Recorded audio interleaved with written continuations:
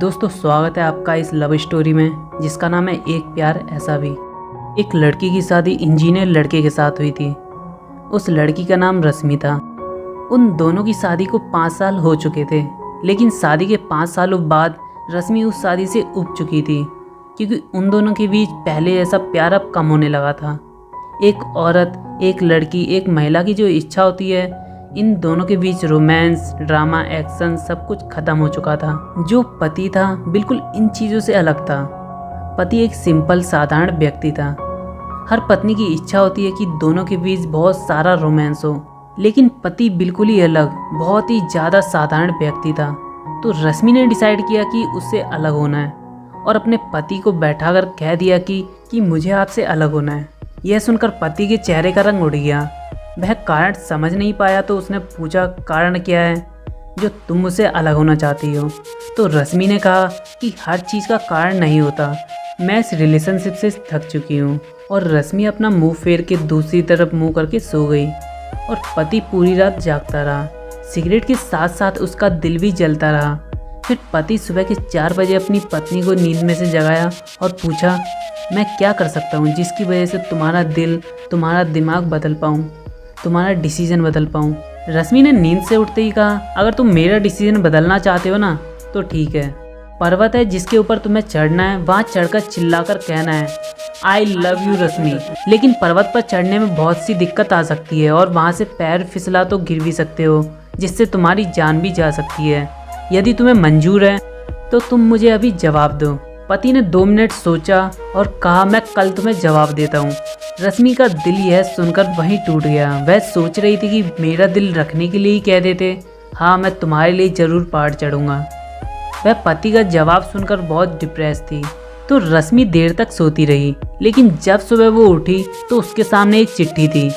पति की हैंडराइटिंग में लिखा हुआ था कि मैं तुम्हारे लिए पर्वत नहीं चढ़ूँगा। उसका दिल और टूट गया और वो रो पड़ी। लेकिन आगे लिखा हुआ था कि मैं पर्वत नहीं चढ़ूँगा। उसके पीछे भी एक कहानी है।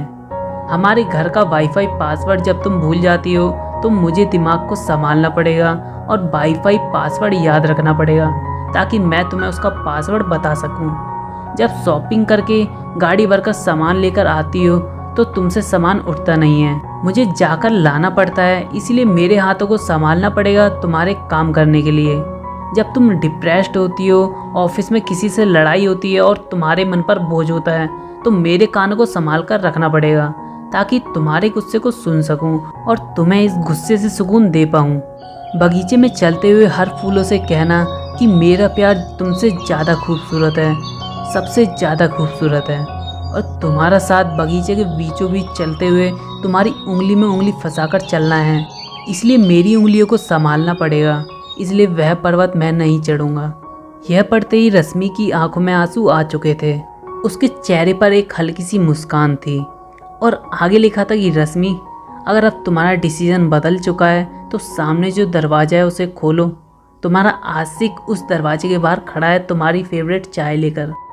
रश्मि दौड़ती हुई उस दरवाजे की ओर गई और दरवाज़ा खोला तो सामने की ओर उसका पति खड़ा था।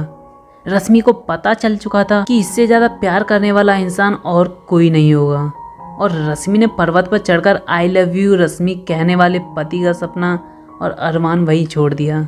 दोस्तों, किसी को दिए हुए फूल कभी न कभी जरूर मुरझा जाएंगे। लव इज़ फर्स्ट साइड यह सभी खिड़की के बाहर फेंक जाएंगे, लेकिन boring day to day life के बीच ही असली प्यार, असली मोहब्बत रहेगी। किसी का दिल हमेशा के लिए वैसे नहीं, प्यार से जीता जाता है। यह बातों को अपने जीवन में ज़रूर छाप लेना। दोस्तों, इस छोटी सी लव स्टोरी में बस इतना ही।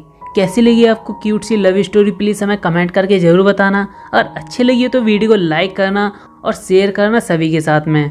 और दोस्तों, चैनल को सब्सक्राइब करना ऐसी और कहानियाँ सुनने के लिए। तो मिलते हैं अगली वीडियो में नई कहानी के साथ में। तब तक के लिए बाय, टेक केयर दोस्तों, अपना ख्याल रखना।